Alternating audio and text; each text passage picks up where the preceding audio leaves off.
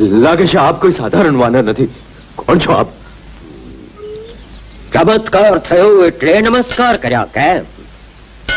હું છું તારો મોટો ભાઈ પવન પુત્ર હનુમાન. મોટા ભાઈ, જય સિયારામ. હું આપને ઓળખી ન શક્યો. દૃષ્ટતા કરી ક્ષમા કરો, આશીર્વાદ આપો. અવશ્ય, તારું અભિમાન તોડવા માટે જ મેં આ કર્યું. વિજયી થાવ ભાઈ.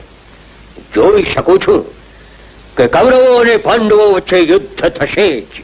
આપનો સાથ અમને વિજયી બનાવશે. જય હો. યુદ્ધ દરમિયાન મારી અર્ધ શક્તિ તારામાં આવશે અને હું અર્જુનના રથની પતાકામાં વાસ કરીશ. અમે કૃતાર્થ થઈશું.